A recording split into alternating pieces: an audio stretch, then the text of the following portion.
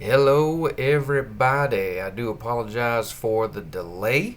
I was out of town on a business trip from Tuesday to yesterday.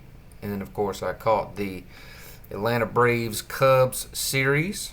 We swept the series, in case you weren't paying attention. Clinched home field advantage throughout the playoffs. Woo! But anyway, again, I do apologize for the delay. We got a good show today. Bradshaw is obviously joining us. We're going to have our pick'ems. We have a trade in the league that we will discuss. A league shout out. Somebody made a pretty good decision that most of us probably wouldn't have made. And we're going to discuss some Yahoo rankings at the top positions and why not? Why not play them, or why they will not hit their projected fantasy points. So, again, week 4. Here we go.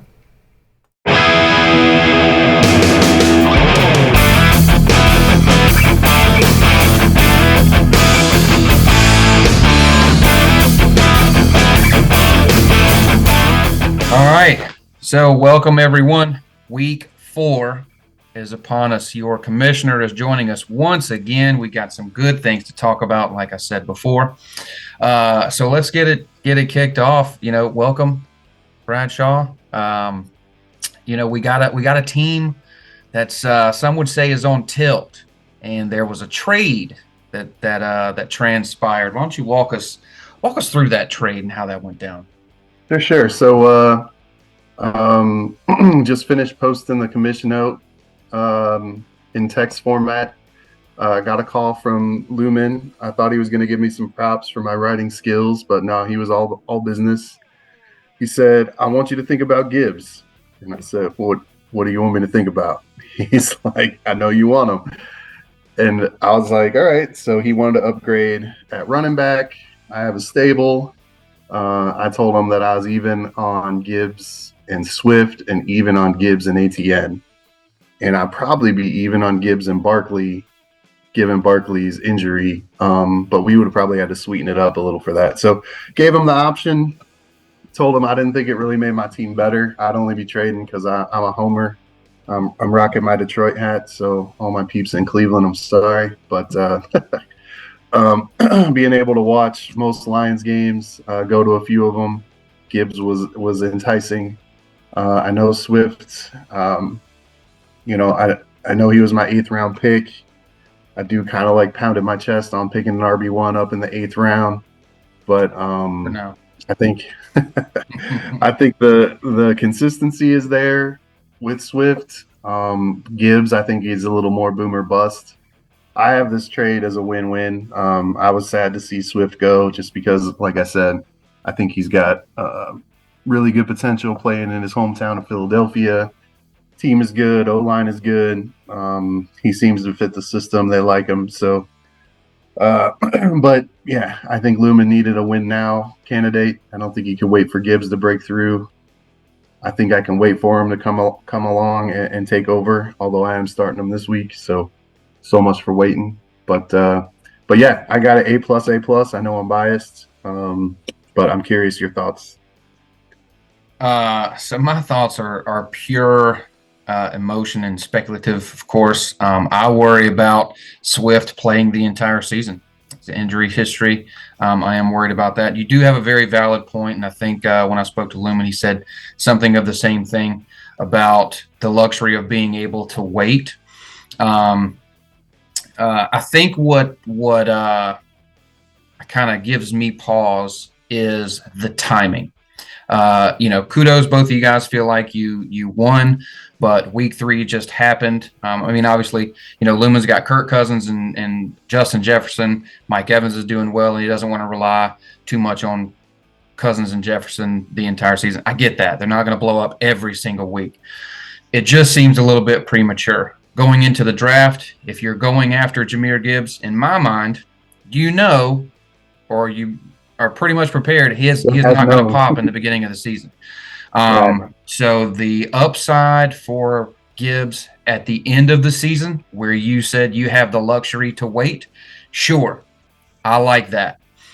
I like DeAndre Swift. He went to a great school, but again, I don't want him. He terrifies me. I feel like at any time he's probably going to go down once again. I don't know. Could it happen? Probably not. If he plays a full season, good deal. Uh, I don't like that you have Gibbs because of what I think that he's going to do at the end of the year.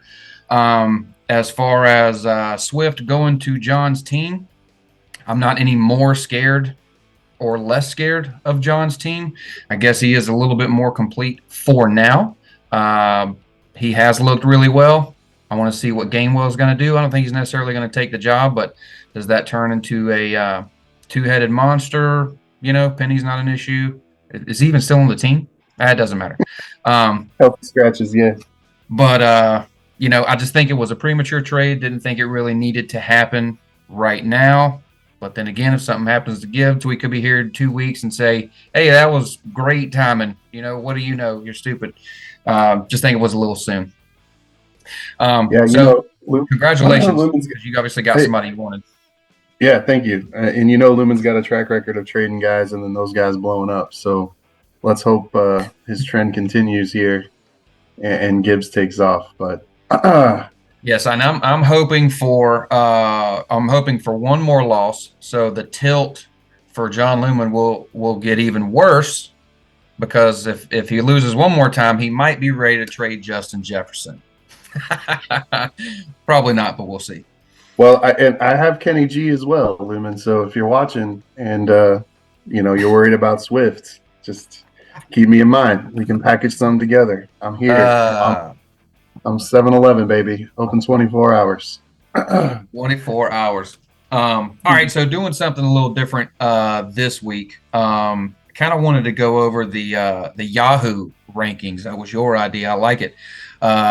Top quarterbacks, running backs, wide receivers. What are you foreseeing for the top 3 quarterbacks this week? So taking a little, like you said, a different approach. Obviously, you're not going to bench any of these guys if you have them.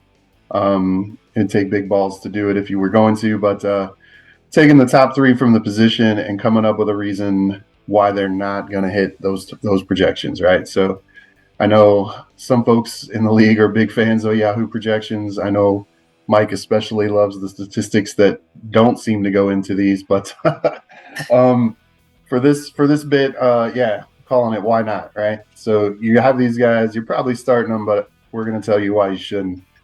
So number 1 quarterback this week, Justin Herbert, 32, playing at home against Las Vegas. I'm probably low on that one. I think he doubled that last week, so I'm not going to touch him. Patty Mahomes, 29, at the Jets. That's my pick to not click. I don't see him doing that outside on grass, potentially, dreary weather. The Jets D is no slouch. Kansas City hasn't looked great this year. I mean, they dismantled Chicago, but it's Chicago. So I don't think he's going to hit 30 this week. I don't think he's going to have to. So he's my pick to not click. I think Josh Allen in Miami is going to be a shootout. Again, selfishly hoping that happens. I don't think Mahomes is going to hit it for the QB1s. Up next, running backs. Yahoo's got CMC projected to get 24 against Arizona. That game is in San Francisco. Having watched Pollard last week go for over 100 yards against them, I think McCaffrey's easily going to eclipse that number. Again, it'll just be a matter of, do they need him? Number 2 on the list, Eckler, projected to get 19. Again, home game against Las Vegas. Lots of fantasy implications. I think this has the highest over-under of the week. So you do want players in it. I don't think he's going to eclipse 19. Just hasn't played for a couple weeks. We don't know what the injury is going to hold. I wouldn't think he was going to be a smash spot right there. And then Saquon, Seattle, Monday night game. Again, should be fairly high scoring. Both teams are looking to find their identity. Seattle's putting up decent numbers. The Giants are giving up like 40 a game. So, again, get all that you can in that game. Just high ankle sprain, 1 week out. I'm not trusting it on a Monday night, especially with no one to backfill him. So I'll keep him in my flex. Looks like he's going to go. I'll go. If not, I'll put DK in. Don't tell Justin, though. I don't want to give away any strategy. So, All right, so yeah, I don't think Eckler or Saquon are gonna hit this week. gotcha. So a couple of questions for you, and I got a thought. CMC, number one projected running back. Does he or is he playing in the fourth quarter? I think so. I don't think San Francisco is going to pull Miami and run it up and then have nothing to do. And Arizona's scrappy. I mean, they don't want to win, but they got a little chemistry going on with the whole, everybody thinks we suck, but we're going to do something sort of mentality. So I can see San Francisco jumping out, Arizona getting, maybe 10 to 14 points in the second half as a little mini comeback, and then CMC icing the game. I do think they're going to lean more on Elijah Mitchell. They've been trying to do that, but they just can't get CMC off the field. But yeah, he'll play. He'll play all four quarters. I can't see this game going into the blowout 3-quarter game, Miami Dolphins style. Gotcha. I foresee 2 rushing touchdowns, whether that's McCaffrey or not. I think 2 rushing touchdowns would be easy. McCaffrey getting 30 points. Eckler, going to throw this out there. I don't think that he plays, to be perfectly honest. Right. Reason I don't think he plays, number one, Las Vegas doesn't scare anybody. And number 2, they go on a bye next week. So my thought is, all right, why bring him back, then go on a bye? It just doesn't make any sense to me. I see him sitting this week. They go into the bye. He gets an extra week or 2, and then he comes back in week 6. Just my thought. And that would make sense. Yeah, I think losing Mike Williams changes that equation a little bit for him. I did see that he's on the practice field today. He's got gloves. He's got his helmet. So it looks like he's going to be a full go. But, yeah, your logic is undeniable. Who, Mike Williams? Mike Williams is a full go? I'm kidding. No, talking about Eckler. Yeah. And Mike I saw Williams his full go to the hospital. Yeah, I saw his podcast. He said that he's trying to get back as quickly as he can. And he could play. I just don't, as far as a real NFL team, I wouldn't see it. And it also, Kelly sucks. What was I going to say? Oh yeah. Says the guy that owns the quarterback and number 1 wide receiver. There's no yeah. No bias there. None at all. All right, so take out all bias. You have Saquon. Pretend you didn't, okay? The ankle sprain injury. Do you play Matt Breida this week against Seattle? No Saquon, 100% I do. I like the late matchups. That always gives you like that sneaky feeling where you can come back late in the series or late in the matchup. Problem is you're not going to know till game time, so you're going to have to roll the dice. Yep. Like I said, I'm fortunate enough to have a couple players going in that game, so I'll keep it close to the vest what I'm going to do, whether he plays or not. But I'll give myself options. So if I had options, I would flex those, I think. Yeah, you're very fortunate to have DK in that game as well. I'd like to play Breida so that I've had him for 2 weeks. This is the only time I'm going to get to play him.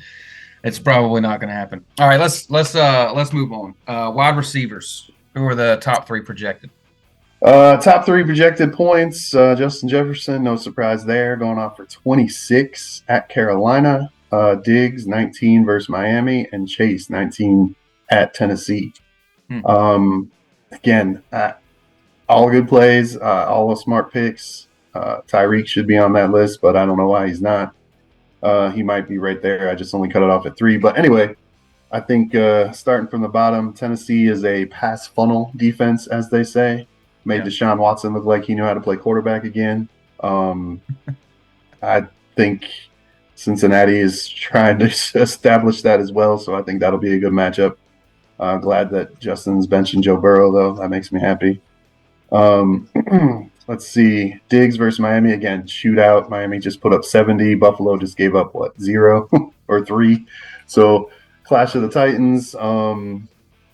I think he'll eclipse 19. That's easy enough, especially going to have to score a lot of points. So, my pick to not click is Justin Jefferson. At Carolina, outside. Again, East Coast weather, early fall, but still not what he's used to playing in the dome. Going to be slower on the grass. Carolina's got a decent secondary. They got some hard hitters out there. And 26 is a big number. That's not an easy guarantee for a wide receiver. Although, if you look up what Jefferson did so far, it looks like 29, 30, and 33. Yep. So that's lower than his average. But again, I just think there's going to be a dip. Minnesota can't put it up all the time. That team is 0-3. I think they're going to look to shake things up instead of just make Kirk drop back and throw it 50 times a game. And then Cam Akers is coming on this week too. So but I was about to say, so how do they shake it up? Madison does not look great. Yeah, on paper last week he had the numbers, but he did not look good last week at all. And what is Akers really going to bring to the table? Does he, what's his snap share look like this week, you think? I mean, out of desperation, probably close to even. I mean, Madison is always who he's been, right? Like, he's in the game. They don't think they're going to run it. He surprises you. He's the primary guy. He'll put up numbers, but he's not gonna astonish you. So he is like who we thought he is. I just think Akers has something to prove. I think Minnesota needs a spark, and I think if he shows any sort of out of the backfield or any signs of life at all in the running game, I think they're going to ride the hot hand. So I got it about even now, and I think he takes it pretty easily. So good news for Mike, bad news for Pete. But as the Akers and Madison owners, respectively. Bad news for Pete never really hurts my feelings. All right, so let's jump into the picks of the week. Who we got first? I'll go myself versus the aforementioned JLK. Let's see. I'm 0-1 when I pick myself and 2-0 when I pick against me. So I'm not even going to go through the matchup. I'm picking Justin. Again, am I afraid of him? No. I'm more afraid of his bench than I am his team. And we'll see what he changes after he watches this. He says his lineup is set, but I'm smarter than that. Let's see. A girl versus A devil. I think Christy made the right call getting rid of Justin Fields. Glad she didn't have to stick to that too long. That is a stinger to have your Time out. I got to shout out Christy real quick. I don't know that I could have sat Justin Fields for Geno Smith last week. So, Christy, if you're watching this, which you're probably not, huge shout out. Kudos. I mean, it wasn't a huge number, but if you had played Justin Fields, you might would have lost. So kudos.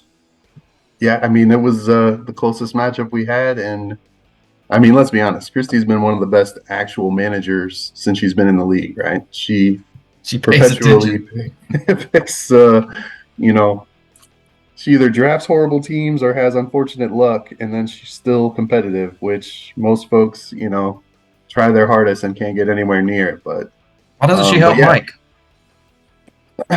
What's that? Why doesn't she help Mike?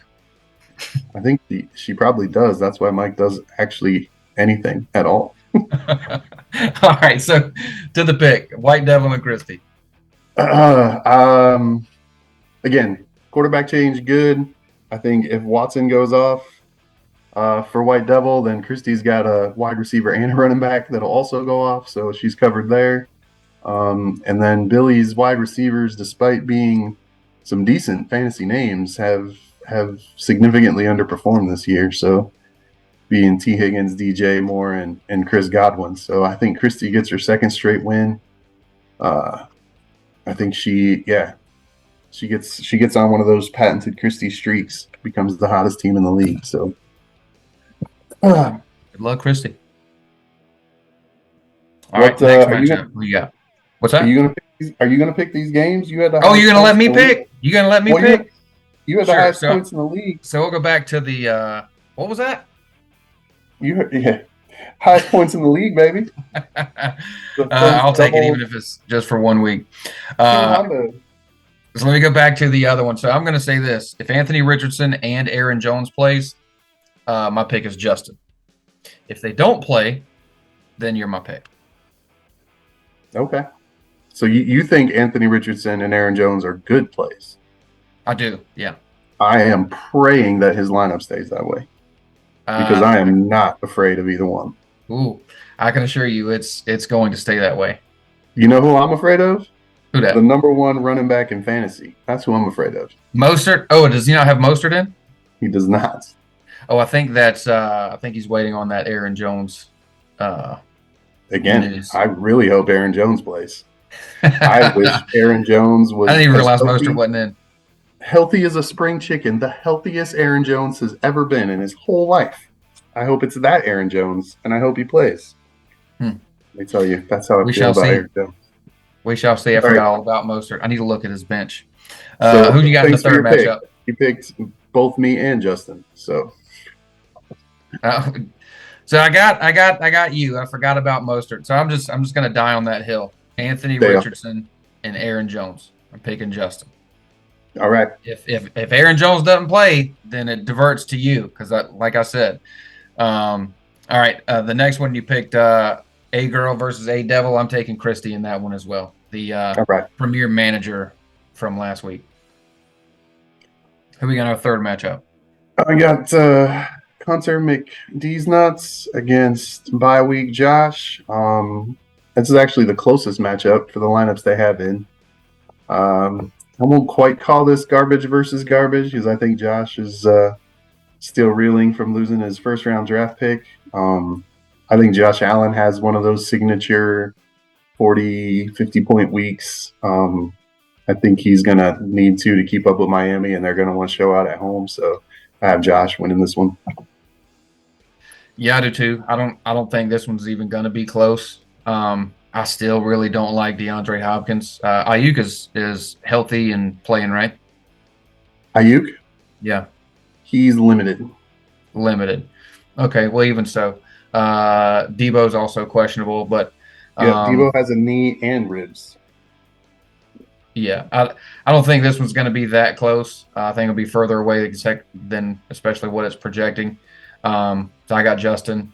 I got Josh You do over love the bye Justin, week, don't you? and this one as well. I am looking forward to that Detroit Green Bay matchup on Thursday, divisional matchup.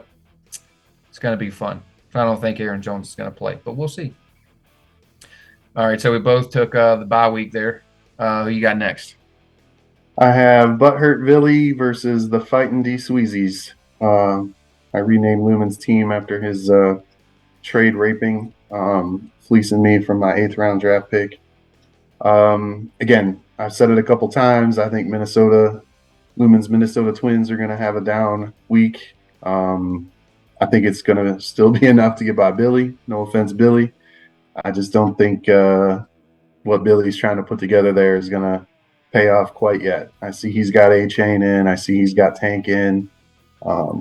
Again, like I said in the commissioner's note, Trevor Lawrence is on the hot seat. I saw Billy picked up C.J. Stroud, so he either read the note or he's feeling the same thing I am on T-Law not being a franchise quarterback. But anyway, I'm sure Billy will get it right. Billy he'll steal his wins, but he's not going to win this week. I think Man of Blue takes him down. Yeah, I agree. I'd like for us to differ on some of these, but I think it's unfortunately an easy slam dunk. I do like some of the folks that Billy's got. Tank Dell's really come on. I like Chris Olave. I wanted him. I don't know what he's going to do in Tampa Bay. I look forward to seeing that. McCaffrey going. A-Chain. He did look good last week, but that was the first week. Yeah, I mean, how do you go against Lumen in this one? Kirk Cousins, Justin Jefferson, Ridley. I'm not a big fan of Pierce. I think he had a good 1 week, but I was not impressed at all. We'll see. And of course, he got that DeAndre Swift guy. He just picked him up, so we'll see what he does against Washington, which isn't really all that great. Both taking the Man of Loot. Next up, I have the champ versus Mikey. Again, Mikey riding high after that 150-point loss. I mean, it was no 200 points, so let's not get carried away. But yeah. I know we've pointed out a few times that your team's pretty one-dimensional when it comes to your quarterback and your wide receiver one. But I think that continues. I think they're going to go off against Las Vegas again, another divisional game at home. Eckler doesn't play. I think it's a little less. Eckler plays, and I think they're going to blow up again. I mean, like we talk about, they're not going to combine for 117, but they'll combine for enough to get it done against Mike. Although sneaky pick, Lamar Jackson does smoke the Browns. Now the Browns have one of the best defenses that I've ever seen Yeah, they look good. in my time as a Browns fan. So I'm really hoping they crush them. But I was hoping they crush the Steelers too, which technically on offense they did crush the Steelers. Yeah. But yeah, not enough. West wins 4-0, baby.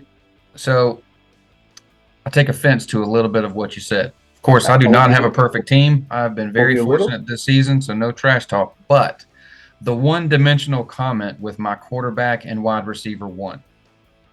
In a real quick 5 to 10 seconds, expand on what you mean by that, because I have a rebuttal. I mean, you take away what they score and what your team look like. No, okay. Nay, you give them their projections. I mean, taking away two players, that's still give them their projections. So you're talking about last week specifically. I mean, they've carried you all season, right? Have they not? Technically, yes and no. But so you say that my team is one-dimensional because of a quarterback and Keenan Allen. But I'm tired of you hating on Chase. I still got Chase, and Waddle had a concussion last week. If I'm one-dimensional, it's because of two positions, not two players. There's a difference. I have good receivers. And my running backs, they get a lot of work. They just don't do very much with them. So anyway, moving on, talking trash about my team. I've been very fortunate. Who's left? Lisa and Pete. So, can't pick Pete. I just can't do it. I do think he's going to win. I think Lisa has a good squad in the making. I think Drake London playing in London this week is kind of cool. I think Christian Watson, when he gets going, and two Pete's, one cup, I think that's going to be formidable down the line. If Lisa can put it all together, stack that with Kelsey and Mahomes, and it doesn't even matter who she starts at running back. So I think it's going to be scary. I don't think her team is mature enough to win this week, so I think Pete takes her. Oh, so you are picking Pete? Well, yeah. I need to keep my record up because I pick against myself every week, so I got to pick. So if this matchup was going to happen 4 weeks from now, easy peasy, I'm taking Lisa. Because you take out Drake London, she's got Cooper Kupp, potentially, if he comes back after IR. Christian Watson, his first week back, I don't know what he's going to do or what he's going to look like. James Conner's going to do nada against San Francisco. At least that's what I think. I don't know. He just mushroom stamped Dallas, the number one defense in the league. He did, and shocked everybody. I don't see it happening again against San Francisco. Kenneth Walker thinks he'll be fine. Kelsey Mahomes, you can't go against that.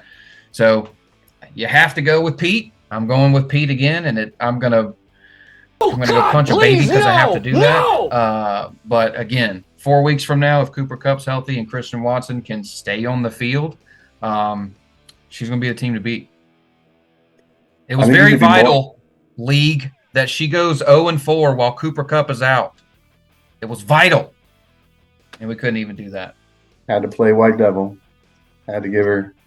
It was nice to see Lisa excited about fantasy. She was pretty stoked to show her 164 points off today. So I will give her props for a good week. But yeah, here's to hoping it never happens again. Never, ever again. All right. So before we close, give me, how would you say it? One pick to click. Give me some thoughts on some players that people may not be looking at that you're looking at. Could even be a defense. Give me, drop some knowledge on us. All right, yeah, we did this the first week, and I was horribly wrong with my DJ Moore pick, so I want to take my comeuppance for that. You were wrong with Dotson too. I just want to say that, but anyway, terribly wrong, so bad. But we had no data, man. We had nothing to go on, so I won't hold that against us. But my pick this week, I don't think anyone's talking about, is Gabe Davis or either of the Buffalo tight ends. It's a crapshoot whether the rookie Kincaid or Dawson Knox are going to go off. I think Knox was dinged up, but I think he's going to play. Again, playing Miami, they're going to have to score.